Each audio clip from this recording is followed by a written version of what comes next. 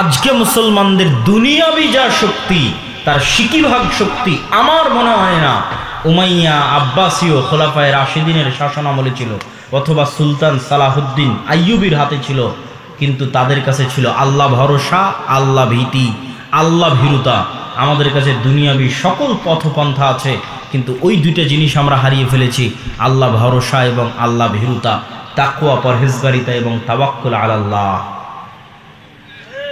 সম্মানিত উপস্থিতি, মুসলমানদের আজকের এই অবস্থাকে আমি আমার বহু বক্তব্যে তুলনা করেছি যে আজকের মুসলমানেরা এই যুগের বানু ইসরাইল, এবং তুলনার মানদণ্ডটা কি সেটা দিয়ে এই বক্তব্যের শিক্ষার দিকে এগিয়ে যাচ্ছি।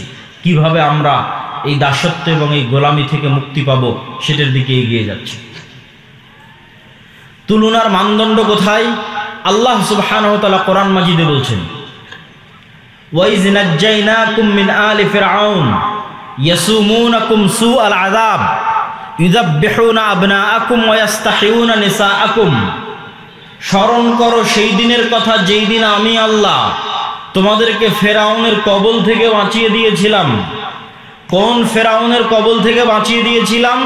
যে তোমাদের ছেলে সন্তানদের জবাই করত আর তোমাদের মেয়ে সন্তানদের জীবিত রাখত। তাহলে ওই যুগের বানু ইসরাইলদের উপর ফেরাউনের জুলুমের মাপকাঠি হচ্ছে ফেরাউন ওই যুগের বানু ইসরাইলদের ছেলে সন্তানদের জবাই করত, মেয়ে সন্তানদের বাঁচিয়ে রাখত।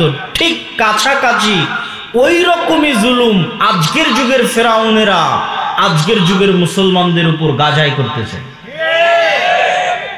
কাছাকাছি ওই রকমের জুলুম, বরং তার চেয়ে ভয়ঙ্কর হতে পারে, তার চেয়ে ভয়াবহ হতে পারে। এখানে নারী পুরুষ শিশু পার্থক্য ছাড়াই গত 1.5 বছরে 50,000-এর বেশি নারী পুরুষ শিশুকে গাজার মাটিতে হত্যা করা হয়েছে। নাউজুবিল্লাহ মিন যালিক। আর সমগ্র পৃথিবীর চোখের সামনে, সমগ্র মুসলিম বিশ্বের চোখের সামনে। সম্মানিত উপস্থিতি, তাহলে আমি বলছি আজকের যুগের মুসলমানেরা আজকের যুগের বানু ইসরাইল, ওই যুগের বানু ইসরাইলের উপর যেভাবে ফেরাউনের জুলম এবং অত্যাচার চলত। এবং এটা বলার পিছনে আমার লজিক আর একটা আছে, এটার থেকে আপনাদের শিক্ষা আছে। সেই লজিকটা হচ্ছে, পবিত্র কোরআন খুলেন, সূরা বাকারা পড়েন। সূরা বাকারায় আল্লাহ সুবহানাহু তাআলা যেই জাতির বর্ণনা লম্বা সময় যাবত দিয়েছেন সেই জাতির নাম বানু ইসরাইল। যাবত ছোট্ট ছোট্ট ঘটনা আল্লাহ বানু ইসরাইলের তুলে ধরেছে। তো বানু ইসরাইলের ঘটনা এত ব্যাপক আকারে পবিত্র কোরআনে তুলে ধরার এটি রহস্য হতে পারে যে এমন একদিন আসবে যেই দিন বানু ইসমাইল বানু ইসরাইলের মতো হয়ে যাবে। সেই দিন যেন তারা বানু ইসরাইলের এই 4000 বছর আগের ঘটনা থেকে শিক্ষা নেয়। এই জন্য উম্মতে মুহাম্মাদীর শিক্ষার জন্য বানু ইসরাইলের এত লম্বা ঘটনা আল্লাহ সুবহানাহু ওয়া তাআলা কোরআন মাজিদে তুলে দিলেন, যেন একদিন আসতে পারে যেই দিন উম্মতে মুহাম্মাদীর অবস্থা বানু ইসরাইলের মতো হতে পারে। 2-1টা কথা কি বানু ইসরাইলের, তাহলে আপনি উম্মতে মুহাম্মাদীর সাথে মিলাতে পারবেন। বানু ইসরাইলের 2-1টা কথা হচ্ছে আল্লাহ সুবহানাহু ওয়া তাআলা কোরআনে সূরা বাকারায় যেভাবে তুলে ধরেছেন। আমি শুধু 2-1টা উদাহরণ দেব, বিস্তারিত আপনি সূরা বাকারাও পড়তে পারেন, বিস্তারিত আমার বই সমসাময়িক মুসলিম বিশ্ব এবং ফিলিস্তিনেও পড়তে পারেন। কি সেই ঘটনা? সেই ঘটনা হচ্ছে বানু ইসরাইলেরা চোখের সামনে দেখলো ফেরাউন ডুবে গেছে। চোখের সামনে নিজে চোখে দেখেছে ফেরাউনকে ডুবতে। কোন ফেরাউন? যে ফেরাউন তাদের ছেলে সন্তানদের জবাই করত, মেয়েদের বাঁচিয়ে রাখত। এই চোখের সামনে ফেরাউনকে ডুবতে দেখার পরও বানু ইসরাইল মূসা আলাইহিস সালাতু ওয়াস সালামকে বলছে, লান নুমিনা লাকা হাত্তা নারাল্লাহ জাহরা। মূসা, ততক্ষণ পর্যন্ত তোমার আল্লাহর উপর ঈমান আনয়ন করব না যতক্ষণ না স্বচক্ষে তোমার আল্লাহকে না দেখছি। নাউজুবিল্লাহি মিন যালিক। এরা স্বচক্ষে ফেরাউনকে ডুবতে দেখেছে। ফেরাউনকে স্বচক্ষে ডুবতে দেখার পর নবীকে বলছে, তোমার তাওরাত বিশ্বাস করি না, তোমার আল্লাহর কথা বিশ্বাস করি না স্বচক্ষে যতক্ষণ আল্লাহকে না দেখবে। লোহিত সাগর পার হয়ে আজকের যে বিশাল মরুভূমি আছে সিনাই মরুভূমি, এই বিশাল সিনাই মরুভূমিতেই মূসা আলাইহিস সালাতু ওয়াস সালাম বানু ইসরাইলকে নিয়ে ঘুরপাক খাচ্ছেন। তো একদিকে লোহিত সাগরের লবণাক্ত পানি, আর মরুভূমিতে পানি আসবে কোথায় থেকে? ওয়াইজ ইসতাসকা মূসা লিকওমিহি ফাকুল নাযরিব বিআসাকাল হাজার ফানফাজারাত মিনহু ইসনাতা আশারাতা আইনা। যখন মুসার কওম মুসাকে বলল পানির ব্যবস্থা করে দাও, তখন আমি মুসাকে বললাম মুসা লাঠি দিয়ে পাথরে আঘাত করো। মুসা আলাইহিস সালাতু ওয়াস সালাম লাঠি দিয়ে পাথরে আঘাত করলেন, তখন বানু ইসরাইলের জন্য 12টা ঝর্ণা তৈরি হলো। 12টা ঝর্ণা কেন, কে বলতে পারবে? ইয়াকুব আলাইহিস সালাতু ওয়াস সালামের 12 সন্তানের জন্য, ইউসুফ আলাইহিস সালাতু ওয়াস সালামে সহ 12 ভাইয়ের জন্য। মানে ঘটনার ধারা হয়তো মিলাতে পারেননি, আমি সুন্দর করে মিলিয়ে দিই। ইব্রাহিম আলাইহিস সালাতু ওয়াস সালামের সন্তান ইসহাক, ইসহাক আলাইহিস সালাতু ওয়াস সালামের সন্তান ইয়াকুব, ইয়াকুব আলাইহিস সালাতু ওয়াস সালামের সন্তান ইউসুফ। এতদূর পর্যন্ত সবাই জেরুজালেমে আছে, মানে ফিলিস্তিনে আছে, আজকের মসজিদে আকসা এবং তার আশেপাশে আছে। ইউসুফ আলাইহিস সালাম কুয়াতে ভাইয়েরা ফেলে দিল, মিশরের বাজারে বিক্রি হয়ে গেলেন। তারপরে ইউসুফ আলাইহিস সালাম যখন বাপের সাথে মিলিত হয়ে গেলেন, তখন পুরো বংশ জেরুজালেম ফিলিস্তিন থেকে কোথায় চলে গেল? মিশরে চলে গেল। ইউসুফ আলাইহিস সালাতু ওয়াস সালামের 400 বছর পর মিশরে মুসা আলাইহিস সালাম আসতেছে। ইউসুফ আলাইহিস সালাতু ওয়াস সালামের 350-400 বছর পর ইউসুফ আলাইহিস সালামের ভাইদের বংশেই, ইয়াকুব আলাইহিস সালাতু ওয়াস সালামের সন্তানদের বংশেই 400 বছরের বংশ এত বড় হয়ে গেছে। 12 ভাইয়ের সন্তান, সন্তান তার সন্তান, তার সন্তান, তার সন্তান, সব নবীর সন্তান। যারা বলতেছে যে আল্লাহকে না দেখা পর্যন্ত ঈমান আনয়ন করব না, এরা ইব্রাহিম আলাইহিস সালাতু ওয়াস সালামের সন্তান, এরা ইউসুফ আলাইহিস সালাতু ওয়াস সালাম এবং তার ভাইদের সন্তান 400 বছর পর। যারা বলতেছে তোমার আল্লাহকে বলো যে পানির ব্যবস্থা করে দিতে, তখন আল্লাহ মুসা আলাইহিস সালাতু ওয়াস সালামকে বললেন লাঠি দিয়ে পাথরে আঘাত করো, তো 12টা ঝর্ণা তৈরি হলো। 12টা ঝর্ণা কাদের সম্মানে? 12 ভাইয়ের, 12 গোত্রের, 12 বংশের সম্মানে। এমনকি মুফাসসিরিনে কেরাম লিখছে, যখন মুসা আলাইহিস সালাতু ওয়াস সালাম সমুদ্রের লাঠি দিয়ে আঘাত করেন, তখন একটা রাস্তা নয় 12টা রাস্তা তৈরি হয়েছিল। ইয়াকুব আলাইহিস সালামের 12 সন্তানের 12 বংশধরের সম্মানে 12টা রাস্তা তৈরি হয়েছিল। তারা বলতেছে যে আল্লাহকে ততক্ষণ ঈমান করবো না যতক্ষণ না দেখবো। তাদের আরেকটা উদাহরণ দেখেন তো, যেহেতু মরুভূমি, খাবারের কোনো ব্যবস্থা নাই, তো আল্লাহ আসমান থেকে মান্না এবং সালোয়া ব্যবস্থা করে দিয়েছে খাবারের জন্য। আর পানি, পাথর ফেটে পানি বের হচ্ছে মরুভূমির মধ্যে, পাথর ফেটে পানি বের হচ্ছে মরুভূমির মধ্যে, আসমান থেকে খাবার আসতেছে। তারপরেও তাদের সহ্য হচ্ছে না, তারা বলছে লান নাসবিরা আলা তুআমিন ওয়াহিদ উদউ লানা রাব্বাক।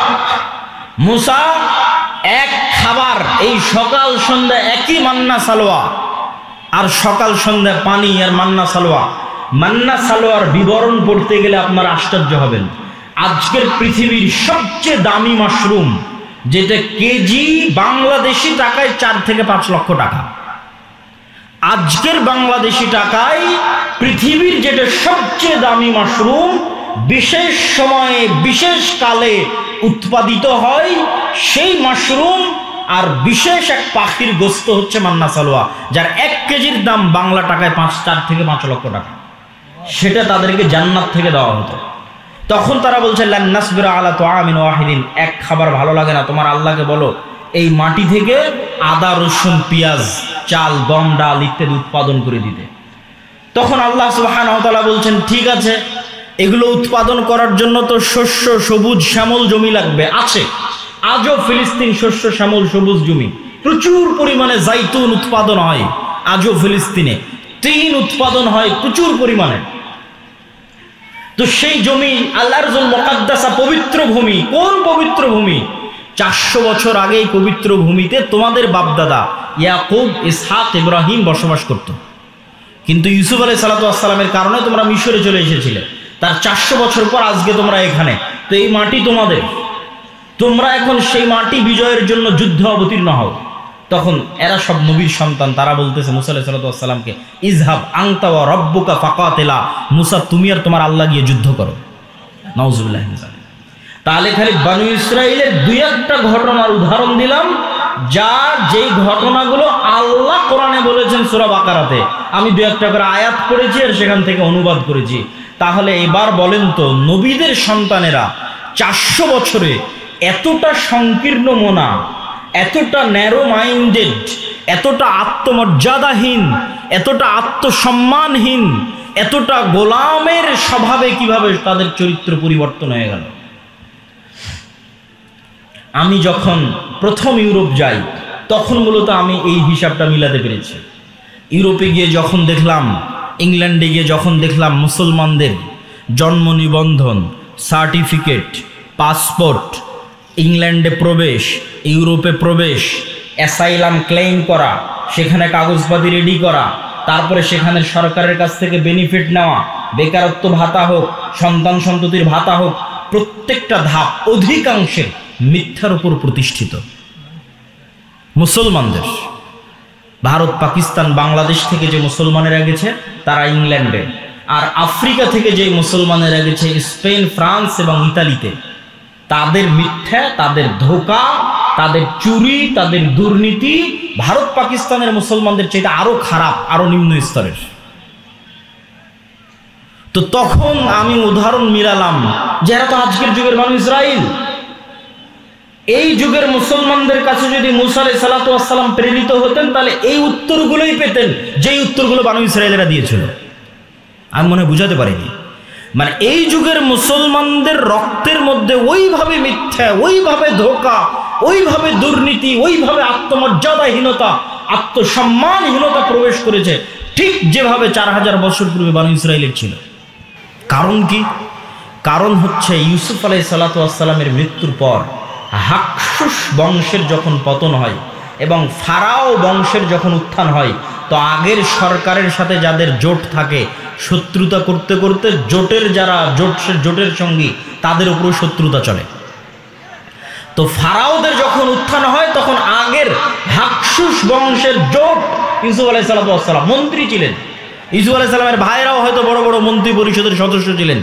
তখন ফারাওরা যেমন হাকসুসদের উপর জুলুম চালায়, ঠিক তেমন বানু ইসরাইলদের উপর জুলুম চালায়। জুলুম আরো বাড়ে কেন? যে কোনো পাদ্রী, যে কোনো ধর্মীয় জ্ঞান, জ্যোতিষী সব বলে ফারাও তোমাদের ক্ষমতা ধ্বংস যদি হয় এই বানু ইসরাইলদের হাতে ধ্বংস হয়ে যাবে। তখন আরো ভয়, আরো আতঙ্ক, আরো অত্যাচার। তো দীর্ঘ 300 বছরের জুলম, অত্যাচার এবং গোলামির জীবন, গোলামি করতে করতে চরিত্র নষ্ট হয়ে গেছে। গোলামি করতে করতে কিভাবে চরিত্র নষ্ট হয় তার উদাহরণ কি? এখানে 2 জন গোলামের মধ্যে যদি আমি একটা রুটি নিক্ষেপ করি তাহলে তারা 2 গোলাম রুটি নিয়ে কাড়াকাড়ি করবে। একটা রুটি পাওয়ার জন্য মিথ্যা বলবে, একটা রুটি পাওয়ার জন্য ধোঁকা দিবে, একটা রুটি পাওয়ার জন্য মারামারি লেগে যাবে। এটা জন্মগত স্বভাব তৈরি হবে গোলামদের মধ্যে। ঠিক মুসলমানদের একই অবস্থা হয়েছে 190 বছর ব্রিটিশদের গোলামি করার কারণে। আফ্রিকানদের মুসলমানদের একই অবস্থা হয়েছে 200-250 বছর স্পেন, ফ্রান্স, ইতালির ঔপনিবেশিক কলোনিয়াল শাসনের অধীনে গোলামি করার কারণে। গোলামি করতে করতে রক্তের মধ্যে মিথ্যা, ধোঁকা, দুর্নীতি প্রবেশ করেছে। সম্মানিত উপস্থিতি, তাহলে ওই যুগের বানু ইসরাইল আর এই যুগের মুসলমানদের সাথে মিলে গেলে একটা কথা সামারি সারমর্ম হিসেবে বের হয়ে আসে যে নবীর সন্তানদের চরিত্র ধ্বংস হয়েছে গোলামির কারণে, উম্মতে মুহাম্মাদির চরিত্র ধ্বংস হয়েছে গোলামির কারণে। আর এর বিপরীত কি ঘটেছে? এর বিপরীত, মুসা আলাইহিস সালাতু ওয়াস সালামকে আল্লাহ যদি ফেরাউনের বাড়িতে না নিয়ে যেতেন, আর মুসা আলাইহিস সালাতু ওয়াস সালাম যদি বানু ইসরাইলের সাথে মানুষ হতো, তাহলে মুসা আলাইহিস সালামের রক্তের মধ্যেও গোলামির স্বভাব তৈরি হয়ে যেত। মুসা আলাইহিস সালাতু ওয়াস সালামকে আল্লাহ পূর্ণ আত্মমর্যাদা, আত্মসম্মানের সাথে মানুষ করার জন্য রাজার বাড়িতে পাঠিয়ে দিয়েছেন। তাহলে মুসা আলাইহিস সালামের স্বাধীন চেতা মনোভাব ঠিক থাকবে। স্বাধীন চেতা মনোভাবের প্রমাণ কোথায়? মুসা আলাইহিস সালাতু ওয়াস সালাম একদিন দেখতেছে, একদিন জুলুম হতে দেখেছে। একদিন কি? ফারাওদের একদল অনুসারী বানু ইসরাইলের একদল অনুসারীর উপর অত্যাচার করতেছে। তো একদিনের দেখা অত্যাচার মুসা আলাইহিস সালাম সহ্য করতে না পেরে এক থাপ্পড় দিয়ে ফারাওয়ের ওই ব্যক্তিকে ওখানেই তিনি হত্যা করে দিয়েছেন। কেন? তার মধ্যে স্বাধীন চেতা, আত্মমর্যাদা, আত্মসম্মান ছিল। যদি বানু ইসরাইলদের সাথে বড় হতেন তাহলে এটাকে উনি জুলুমই মনে করতেন না। এটা তো আমার ভাগ্যে, তাকদিরে, আমরা এইভাবেই বড় হয়েছি, এভাবেই গোলামি দেখেছি, কে বাধা দিতে যাবে? বাধা দিতে গেলে বিপদে পড়ব। কিন্তু যখন উনি নেতা, তখন জুলুমের বিরুদ্ধে আওয়াজ উঠিয়েছেন, মিথ্যার বিরুদ্ধে, অত্যাচারের বিরুদ্ধে আওয়াজ উঠিয়েছেন। সম্মানিত উপস্থিতি, এই পুরো আলোচনার সারমর্ম আল্লামা ইকবালের একটি কবিতা। আল্লামা ইকবাল বলছেন, সাবাক ফিরসে পড়া, সাদাকত কা, শুজাআত কা, আদালত কা, লিয়া জায়েগা তুঝসে কাম, দুনিয়া কি ইমামত কা। মুসলমানেরা, তোমাদের মধ্যে আনুষ্ঠানিকতা, ইসলামের সব আনুষ্ঠানিকতা আছে। সাহারি ইফতারি কত সুন্দর করে মসজিদে আপনারা করেছেন, ঈদের সালাত বিশাল মাঠে আদায় করেছেন, ইতিকাফ হয়েছে, লাইলাতুল কদর হয়েছে, সমাজ থেকে ফিতরা বন্টন হয়েছে, কতজন উমরা করতে যাচ্ছে, কতজন হজ করতে যাচ্ছে, আনুষ্ঠানিকতার অভাব নাই। কিন্তু কোথায় সমস্যা? আনুষ্ঠানিকতার অভাব নাই, কিন্তু সমস্যা। আল্লামা ইকবাল বলছেন, তোমরা নতুন করে সত্য বলা শিখো, নতুন করে সাহসী হওয়া শিখো, নতুন করে ন্যায় প্রতিষ্ঠা করা শিখো, তাহলে আল্লাহ তোমাদেরকে দুনিয়ার নেতা বানিয়ে দিবে। কেননা এই গুণগুলোর উপর নবীদের জন্ম হয়েছে, মুসা আলাইহিস সালামের জন্ম হয়েছে, মুহাম্মদ সাল্লাল্লাহু আলাইহি সাল্লামের জন্ম হয়েছে, ঈসা আলাইহিস সালামের জন্ম হয়েছে। এই গুণের উপর জন্মগত গুণ। এই জন্য ঈসা আলাইহিস সালামের কথা বলতে গিয়ে রাসূল সাল্লাল্লাহু আলাইহি সাল্লাম বলেছেন, লা তাকুমুস সাআহ হাত্তা ইয়ানজিলা ঈসা ইবনে মারইয়াম, ততদিন পর্যন্ত কিয়ামত হবে না যতদিন না মারিয়ামের ছেলে ঈসা পৃথিবীতে নেমে না আসছে। আর মারিয়ামের ছেলে ঈসা হাকামান মুকসিতা, সমগ্র পৃথিবীতে ন্যায় বিচার প্রতিষ্ঠা করবে। আল্লাহু আকবার। তাহলে এই রাষ্ট্রে ইসলামের ব্র্যান্ডিং ন্যায় বিচার, রাষ্ট্রে ইসলামের ব্র্যান্ডিং ন্যায় বিচার আল্লাহর নবী করে দিলেন। তো আমাদের মধ্যে ন্যায় বিচার প্রতিষ্ঠার গুণই নাই জন্মগত, তাহলে আমরা কিভাবে নেতা হব? এখানে দুই একটা উদাহরণ দিব আপনাদের বুঝার সুবিধার্থে। বাংলাদেশে গত 16 বছর এরকম অসংখ্য ওসি, ডিসি, এসপি, মন্ত্রী, মিনিস্টার ছিল যাদের 80%-এর বেশি এরকম জালসা সম্মেলনের প্রধান অতিথি, বিশেষ অতিথি হয়েছে না হয়নি? হয়েছে। গত 16 বছর এরকম অসংখ্য ওসি, ডিসি, এসপি, মন্ত্রী, এসিল্যান্ড, সাব রেজিস্ট্রার ছিল যাদের অন্তত 70%-এর বেশি উমরা করেছে। আমার আইডিয়া যে অন্তত 50%-এর বেশি উমরা করেছে, আর অন্তত 30-40% হবে নামাজি, আর অন্তত 2 থেকে 5% হবে মুখে দাঁড়িয়ে আছে এবং কপালে কড়া পড়ে গেছে। কিন্তু ওই যে ঈসা আলাইহিস সালামের জন্য আল্লাহর নবী যে শব্দ ব্যবহার করলো, যে ঈসা আলাইহিস সালাম যেই দিন পৃথিবীতে আসবে সমগ্র পৃথিবীতে ন্যায় প্রতিষ্ঠা করবে। তো এই যে মুসলমানেরা নামাজি, হাজি, উমরাকারী, দানবীর, জালসার প্রধান অতিথি, বিশেষ অতিথি, এরা নিজ নিজ দায়িত্বের জায়গায় কত পার্সেন্ট ন্যায় প্রতিষ্ঠাকারী এবং সত্যবাদী ছিল? কত পার্সেন্ট নিজ নিজ দায়িত্বের জায়গায় সত্য প্রতিষ্ঠাকারী, ন্যায় প্রতিষ্ঠাকারী ছিল? এটাই হচ্ছে গোলামের স্বভাব। আমাদের মধ্যে আনুষ্ঠানিকতা আছে, কিন্তু আমরা যে নেতা হব সেই নেতৃত্বের যোগ্যতা আমাদের মধ্যে বিকাশ ঘটেনি, যেটা আল্লামা ইকবাল বুঝতে পেরেছিলেন। আর একটা উদাহরণ দেই, আপনাদের এখানেও এমন মানুষ বসে আছে, অত্র অঞ্চলে আছে, অত্র গ্রামে আছে, যে হয়তো হাজি, ওমরাকারী, নামাজি, কিন্তু তার বোনকে তার পিতার সম্পত্তিতে ন্যায়ের সাথে ভাগ দেয়নি। ন্যায়ের সাথে ভাগ দেওয়া মানে একদল আছে ভাগ থেকে বঞ্চিত করেছে, আর একদল আছে ভাগ দিয়েছে ন্যায়ের সাথে দেয়নি। যেটা বেশি দামি রাস্তার পাশে ফরওয়ার্ড জমি সেটা নিজে নিয়েছে, যেটা কম দামি, কম আবাদ হয়, পানিতে ডুবে থাকে, সেটা বোনকে দিয়েছে। তাহলে যে ব্যক্তি তার পরিবারে ন্যায় প্রতিষ্ঠা করতে পারলো না, আল্লাহ কিভাবে তাকে রাষ্ট্রের ন্যায় প্রতিষ্ঠার যোগ্য মনে করবে? আমাকে উত্তর দেন। কেননা রাষ্ট্রে ইসলাম যাওয়া মানে ন্যায় বিচার প্রতিষ্ঠা হওয়া। দলিল ঈসা আলাইহিস সালাম সম্পর্কে আল্লাহর নবী যা বললেন, এক বাক্যে ব্র্যান্ডিং করলেন। তাহলে রাষ্ট্রে ইসলাম মানে ন্যায় বিচার। তো মুসলমান লিল্লাহে তাকবীরে রাষ্ট্রে ইসলাম নিয়ে যাবে, তো সেই মুসলমান তো তার পরিবারে ন্যায় প্রতিষ্ঠা করতে পারেনি, তাহলে আল্লাহ কিভাবে ওই মুসলমানকে রাষ্ট্রে ন্যায় প্রতিষ্ঠার যোগ্য মনে করবেন? অসম্ভব। বরং ওই মুসলমানকে যদি রাষ্ট্রের দায়িত্ব দেওয়া হয়, গত 16 বছর যা দুর্নীতি হয়েছে ওই বেটা তার চেয়ে বেশি দুর্নীতি করবে। কেন? সে যদি তার বোনের সাথে দুর্নীতি করতে পারে, 16 কোটি মানুষের সাথে করতে পারে না? করতে পারে। সম্মানিত উপস্থিতি, ঠিক আপনাদের অঞ্চলে আর একটা বড় অন্যায়, মানুষের সাথে অন্যায় প্রচলিত আছে, সেটা যে ডিমান্ডের ভিত্তিতে, যৌতুকের ভিত্তিতে বিবাহ। নামাজি, হাজি, ওমরাকারী, মাদ্রাসা মসজিদ কমিটির মেম্বার, কিন্তু ছেলেকে বিবাহ দেওয়ার ক্ষেত্রে ডিমান্ড এবং যৌতুকের অভাব নাই। তাহলে সে ওই মেয়ে এবং মেয়ের পরিবারের উপর ন্যায় প্রতিষ্ঠা করতে পারেনি। তো যে তার বৌমা এবং বৌমায়ের পরিবারের উপর ন্যায় প্রতিষ্ঠা করতে পারেনি, তাকে আল্লাহ রাষ্ট্রে ন্যায় প্রতিষ্ঠার যোগ্য মনে করবে? অসম্ভব, ইম্পসিবল। এটা গেল সাধারণ জনগণের কথা। আর প্রথমে গেল যারা রাষ্ট্রের বিভিন্ন দায়িত্বে আছে তাদের কথা। এবার আসেন আলেম ওলামাদের কথা। মসজিদ, মাদ্রাসা, ইসলামী দল, ইসলামী সংগঠন, সব জায়গায় ইসলামের বাহ্যিক আনুষ্ঠানিকতা বিরাজমান আছে। দাড়ি, টুপি, সালাত, সিয়াম, হজ, যাকাত সব কিছু আছে। কিন্তু আপনি আশ্চর্য হবেন যে ন্যায় কতটুকু আছে সেটা যদি খুঁজতে যান পার্সেন্টেজে মিলবে না। দেখবেন যে ইসলামী দলের আমির তার ওই কর্মীকেই ছাঁটাই করে দিয়েছে যেই কর্মী বেশি পরিশ্রম করে, আর ওই কর্মীকে পদ দিয়ে দিয়েছে যে বেশি চামচামি করে। তার মানে সে তার দলে ন্যায় প্রতিষ্ঠা করতে পারে।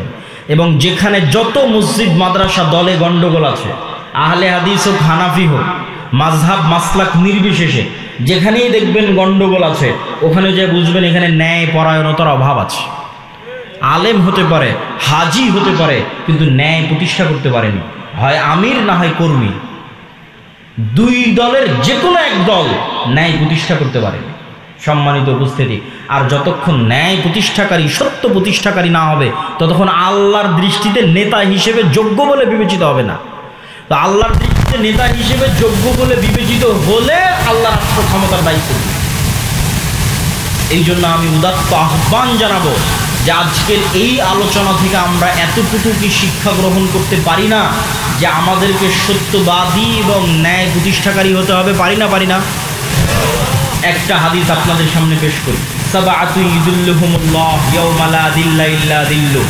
7 শ্রেণীর মানুষকে কিয়ামতের মাঠে আল্লাহ বিশেষ ছায়া দিবেন। তো এই বিশেষ ছায়া দেওয়ার যে 7 শ্রেণীর লিস্ট আছে, এই লিস্টের 1 নম্বরে তাহাজ্জুদ গুজারকে, নফল সিয়াম পালনকারীকে, দানবীরকে, মসজিদে জামাতে সালাত আদায়কারীকে, সকলকে অতিক্রম করে 1 নম্বরে পৌঁছে গেছে ন্যায় প্রতিষ্ঠাকারী দায়িত্বশীল। কেন? ইমামুন আদিল। কেন? ন্যায় প্রতিষ্ঠা করা আল্লাহর সবচেয়ে বড় গুণ। বলেন আল্লাহু আকবার। আল্লাহ বলছেন আমি আদিল, আমি ন্যায় পরায়ণ, ন্যায় প্রতিষ্ঠাকারী। হারামতু যুলমা আলাইয়া, আমার উপর জুলম করাকে আমি হারাম করে নিয়েছি। পৃথিবীর মানুষ যদি কোথাও ন্যায় বিচার না পায়, তাহলে আমি আল্লাহ কিয়ামতের মাঠে ন্যায় বিচার বুঝিয়ে দেব। তাহলে ন্যায় প্রতিষ্ঠা করা কার গুণ? আল্লাহর গুণ। আর পৃথিবীর সকল ক্ষমতার মালিক কে? আল্লাহ। যখন এবার ওই গুণের সাথে মিলে যাবে, তখন আল্লাহ সুবহানাহু ওয়া তাআলা ওই ব্যক্তিকে যোগ্য মনে করবে যে সেও নেতা হওয়ার যোগ্য, তাকে এবার আমি একটু ক্ষমতা দিই। তখন মুসলমানদের হাতে এমনি ক্ষমতা চলে আসে, এমনি রাষ্ট্র ক্ষমতা। যোগ্য হতে হবে রাষ্ট্র ক্ষমতা পাওয়া আল্লাহর দৃষ্টিতে, মানুষের দৃষ্টিতে বলিনি। ফেসবুকে লাইক পাওয়া, ফলোয়ার পাওয়া, ভোটে দাঁড়ানো, নির্বাচনী ক্যাম্পেইন, এগুলো দিয়ে মানুষের দৃষ্টিতে আমি দায়িত্ব পালনের যোগ্য হতে পারি। কিন্তু আল্লাহর দৃষ্টিতে দায়িত্ব পালনের যোগ্য হতে হলে সত্যবাদিতা, ন্যায়পরায়ণতার মাপকাঠিতে যে উত্তীর্ণ হবে, বাইনি ওয়া বাইন আল্লাহ, আল্লাহর কাছে উত্তীর্ণ হতে পারবে, আল্লাহকে নেতা হওয়ার যোগ্য মনে করবে, আল্লাহকে নেতা বানিয়ে দেবে। সম্মানিত উপস্থিতি, আর এই যে গোলামির নেচার, আপনাদের বিরক্তি হওয়ার আগেই কিন্তু আমি বক্তব্য শেষ করবো। এই জন্য আপনাদের উদাত্ত আহ্বান জানাচ্ছি যে আপনারা আর কিছুক্ষণ, আমার বক্তব্যের সারমর্মের দিকে চলে আসতেছে, শেষের দিকে চলে আসতেছে, আর কিছুক্ষণ ধৈর্যের সাথে শুনুন। সেটি কি?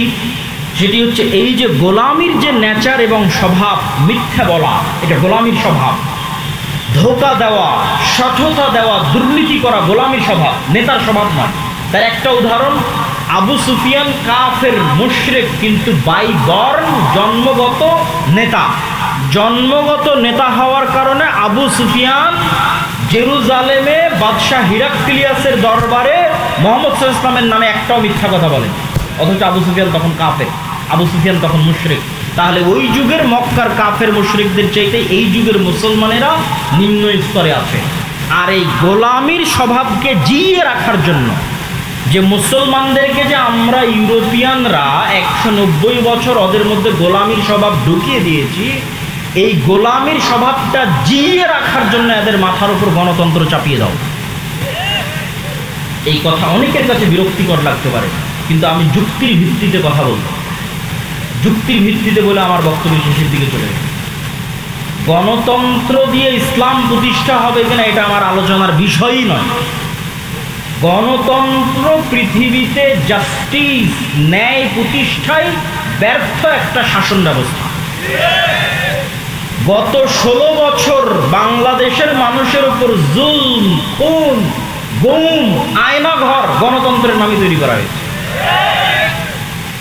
আবার এখন ইসলামের নেতা নির্বাচনের যে পদ্ধতি, যে পরামর্শের ভিত্তিতে যোগ্য মানুষকে দায়িত্ব দিয়ে দাও, তো পরামর্শের ভিত্তিতে যে সরকার তৈরি হয় সেই সরকারের ভালো মন্দ পড়ে, কিন্তু তাদেরকে যে নির্বাচন করা হয়েছে এর পদ্ধতিটা ইসলামিক।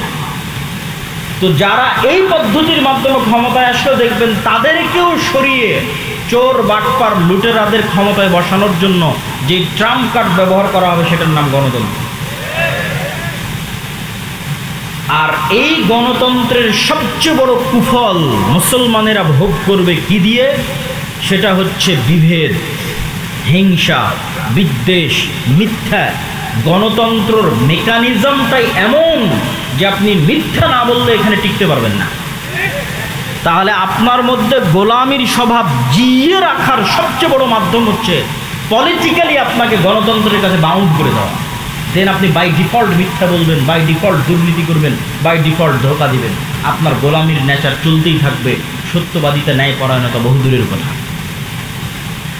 আর গণতন্ত্রের সবচেয়ে বড় ব্যর্থতা কি? গণতন্ত্র নিজে গণতন্ত্র প্রতিষ্ঠায় ব্যর্থ। কিভাবে গণতন্ত্র প্রতিষ্ঠায় ব্যর্থ কিভাবে? জনগণের শাসন মানে হচ্ছে গণতন্ত্র, কিন্তু এখানে জনগণের শাসন যে হয় না তার প্রমাণটা কোথায়? নির্ধারিত দল প্রার্থীকে মনোনয়ন দিবে। তো এমনও দল আছে যেই দলের টাকা দিয়ে প্রার্থীটা কিনে পাওয়া যাবে, আছে না নাই? আছে। টাকা দিয়ে প্রার্থী মনোনয়নপত্র কিনে নিবে। তাহলে জনগণ যোগ্য প্রার্থী বাছাই করার আগেই প্রার্থী মনোনয়নপত্র ম্যানিপুলেট হয়ে গেছে। দ্বিতীয় আর একটা কোথায় গণতন্ত্র দিয়ে গণতন্ত্র প্রতিষ্ঠা হয় না, সেটা হচ্ছে এই গণতন্ত্রের ভোট ক্যাম্পেইনের জন্য যত হাজার হাজার কোটি টাকার দরকার, এই হাজার হাজার কোটি টাকা বাংলাদেশের 18 কোটি জনগণের 80% জনগণ যারা মধ্যবিত্ত, নিম্নবিত্ত, তাদের পকেট থেকে আসা সম্ভব নয়। তাহলে হাজার হাজার কোটি টাকা দিবে কারা? এই দেশের শীর্ষস্থানীয় দুর্নীতিবাজ ব্যবসায়ীরা। তাহলে দল আগেই বিক্রি হয়ে গেছে দেশের শীর্ষস্থানীয় দুর্নীতিবাজ ব্যবসায়ীদের কাছে। তাহলে গণতন্ত্র, জনগণের শাসন কোথায় গেল? এবার আমি আপনাকে প্রকৃত গণতন্ত্র তুলে ধরি। আমি গণতন্ত্রের, যদি আপনি এক মুহূর্তের জন্য আমাকে বলেন যে আমি গণতন্ত্রের সাপোর্টার, তাহলে প্রকৃত গণতন্ত্র আপনার সামনে তুলে ধরি। প্রকৃত গণতন্ত্র এভাবে প্রতিষ্ঠিত হতে পারে, জনগণের শাসন। আমি ইসলামী খেলাফা, ইসলামী শাসন বলি, জনগণের শাসন প্রতিষ্ঠিত হতে পারে। আপনাদের এই চাটখিল গ্রামের মানুষ এত বড় স্কুল, এত বড় মসজিদ, এত মাদ্রাসা পরিচালনা করতে পারতেছে। তো এই চাটখিল গ্রামের মানুষ এক জায়গায় একসাথে বসে পরামর্শের ভিত্তিতে তাদের গ্রামের নেতা নির্ধারণ করতে পারে না? পারে না? তাহলে চাটখিলে একটা নেতা নির্ধারণের জন্য গ্রুপিং, মনোনয়ন, ভোটের দরকার আছে। আপনারা যদি একসাথে একটা মসজিদ চালাতে পারেন, একটা স্কুল চালাতে পারেন, তো একসাথে বসে নেতা নির্ধারণ করতে পারবেন না? পারবেন। খুব সহজ। পরামর্শ যখনই আসবে তখনই সহজ। আর যখনই একজন দাঁড়িয়ে বলবে এই আমি মসজিদের সভাপতি হব, আমাকে কে কে ভোট দিবা, তখন গন্ডগোল, গ্রুপিং শুরু হবে। আর একজন দাঁড়িয়ে বলবে আমি মসজিদের সভাপতি হব, আমাকে কে কে ভোট দিবা। আর যখনই দুই গ্রুপ হয়ে যাবে এবং দাঁড়িয়ে যাবে, তখন এবার টাকা দিয়ে ভোট কেনা শুরু হবে। তো যখন টাকার ভিত্তিতে ভোট বিক্রি হবে, তখন সত্য ন্যায় থাকলো না মিথ্যুক ধোঁকাবাজে পরিণত হলো? মিথ্যুক ধোঁকাবাজে পরিণত হলো। আমি রূপগঞ্জে দেখেছি এবারের নির্বাচনের সময়, রূপগঞ্জে যে প্রত্যেকটা মানুষ টাকার কাছে ভোট বিক্রি করে দিচ্ছে এবং সব প্রার্থীকে বলতেছে আমি আপনাকে ভোট দিব। তখন আমি আরেকবার রিয়ালাইজ করলাম এরা তো সব বানু ইসরাইল, এবং গণতন্ত্র এদেরকে বানু ইসরাইল বানাচ্ছে। শতভাগ মিথ্যুক, শতভাগ দুর্নীতিবাজ একটা কওম তৈরি হচ্ছে। তাহলে শতভাগ মিথ্যুক, শতভাগ দুর্নীতিবাজ একটা কওম কিভাবে কল্পনা করতে পারে আল্লাহ তাদেরকে ইসলাম প্রতিষ্ঠার জন্য মনোনীত করবে? নাউজুবিল্লাহ। কেমনে কল্পনা করতে পারে যে আল্লাহ তাদেরকে ইসলাম প্রতিষ্ঠার জন্য মনোনীত করবে? কেমনে? অসম্ভব, ইম্পসিবল। পৃথিবী উল্টে গেলে অসম্ভব, এটা হবে না। তাহলে একটা ছোট্ট একটা গ্রামের একটা নেতা নির্ধারণের জন্য গ্রুপিং এর দরকার নাই, মনোনয়নের দরকার নাই, কিচ্ছুর দরকার নাই। একসাথে গ্রামবাসী বসে তার নেতা নির্ধারণ করতে পারে। সব একটা ইউনিয়নের সব গ্রামের নেতা একত্রিত হয়ে তার ইউনিয়নের নেতা নির্ধারণ করতে পারে। সব ইউনিয়নের নেতা একত্রিত হয়ে তার উপজেলা, উপজেলা একত্রিত হয়ে তার জেলা, জেলা একত্রিত হয়ে তার দেশ। নিচ থেকে যখন উঠে আসবে তখন গণতন্ত্র, ওপর থেকে যখন চাপিয়ে দেওয়া হবে তখন এলিট ক্লাস, দুর্নীতিবাদ, ব্যবসায়ীদের শাসন প্রতিষ্ঠা হয়। এটা বাস্তবতা, এটা হিস্ট্রি, এটা হচ্ছে এস্টাবলিশ ট্রুথ, সত্য।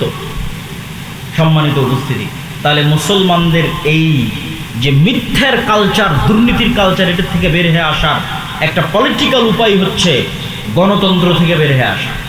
আর একটা অর্থনৈতিক দিক থেকে মুসলমানদের মিথ্যা বলা শেখানো হয়। এটা বলে আমার বক্তব্য শেষ করে দিব। সেটা হচ্ছে সুদ। সেটার নাম কি? সুদ। কিভাবে? ইসলামের কর্জের থিওরি যদি আপনি পড়েন, ইসলামিক ফাইন্যান্স করতে গিয়ে এটা আমি দেখেছি যে রাসূলুল্লাহ সাল্লাল্লাহু আলাইহি ওয়াসাল্লাম এবং আল্লাহ সুবহানাহু ওয়া তাআলা, মানুষ মরে যাচ্ছে তখন কর্জ নিবে, মেয়ের বিয়ে দিতে পারতেছে না, অপারেশন হচ্ছে, টাকা নাই, তখন কর্জ নিবে। কিন্তু বিলাসী পণ্যের জন্য কর্জ নিবে, তার কোনো পয়েন্ট কোরআন এবং হাদিসে আমি খুঁজে পাইনি। বিলাসী পণ্য মানে আমার মোটর সাইকেল লাগবে, আমার আইফোন লাগবে, আমার আইপ্যাড লাগবে, আমার পাকা মাটির বাড়ি ভেঙে পাকা বাড়ি তৈরি করা লাগবে, এই বিলাসিতার জন্য লোন নিবে। এটা সুদমুক্ত লোনের কথা বলছি, সুদযুক্ত না। বিলাসী পণ্যের জন্য স্বাভাবিক সুদমুক্ত কর্জ নিবে এর প্রমাণ আমি কোরআন হাদিসে খুঁজে পাইনি। মানুষ কর্জ নিতে পারে যখন বিপদে, সংসার চলে না, মারা যাচ্ছে, অপারেশন হচ্ছে, তখন কর্জ নিতে পারে। গেল এক নম্বর পয়েন্ট। দুই নম্বর পয়েন্ট হচ্ছে আল্লাহ সুবহানাহু ওয়া তাআলা রাসূল সাল্লাল্লাহু আলাইহি ওয়াসাল্লামকে শিখিয়ে দিয়েছেন সব সালাতে, সব দোয়ায় কর্জ থেকে বাঁচতে চাও। আল্লাহুম্মা নাউযু বিকা মিনাল মা'সামি ওয়াল মাগরাম, আল্লাহ লোন থেকে বাঁচতে চাই। তো সাহাবীরা আল্লাহর নবীকে জিজ্ঞেস করছে, এত কেন কর্জ, লোন থেকে বাঁচতে চান? তখন রাসূলুল্লাহ সাল্লাল্লাহু আলাইহি ওয়াসাল্লাম উত্তরে বলছেন, মানুষ যখন কর্জ নেওয়া শুরু করে, মিথ্যা বলা শুরু করে। এই যে আমার বক্তব্যের পয়েন্ট, যেটা কানেক্ট করতে চাচ্ছি, আল্লাহর নবীর হাদিস। মানুষ যখন কর্জ নেওয়া শুরু করে, কি বলা শুরু করে? মিথ্যা বলা শুরু করে। তাহলে আল্লাহর নবী জানেন যে আমার উম্মত যখন মিথ্যার উপর প্রতিষ্ঠিত হবে, তো নেতৃত্বের গুণ হারিয়ে যাবে।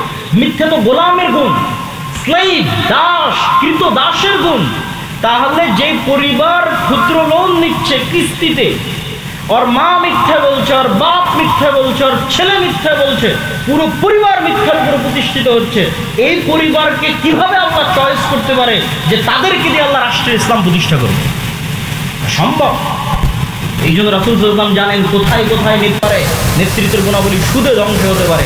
সুদ এমন এক ব্যবস্থা যা পৃথিবীর হিন্দু, বৌদ্ধ, ইহুদি, খ্রিস্টান, মুসলমান সবাইকে গোলাম বানাতে পারে। সম্মানিত উপস্থিতি, এই জন্য সমগ্র পৃথিবীতে অন ওয়ার্ল্ড অর্ডার, এক সিস্টেম চলতে হবে। পলিটিক্যালি ডেমোক্রেসি লাগবে, অর্থনৈতিকভাবে সুদ লাগবে। এটাই হচ্ছে জায়রুসদের থিওরি। পলিটিক্যালি গণতন্ত্র, অর্থনৈতিকভাবে সুদ। এই দুইটার বিরুদ্ধে যেদিন মুসলমানেরা যুদ্ধ করতে পারবে, এই দুটো থেকে যেদিন মুসলমানেরা মুক্ত হয়ে যাবে, ওই দিন মুসলমানেরা গোলামির জিঞ্জির থেকে মুক্ত হয়ে যাবে। আল্লাহ সুবহানাহু ওয়া তাআলা আমাদের কবুল করুক। আল্লাহুম্মা আমিন। ওয়া আখিরু দাওয়ানা আনিল হামদুলিল্লাহি রাব্বিল আলামিন। আসসালামু আলাইকুম ওয়া রাহমাতুল্লাহি ওয়া বারাকাতুহু। আলহামদুলিল্লাহ, আজকের মতো আমাদের আয়োজন এখানে শেষ হচ্ছে। আমরা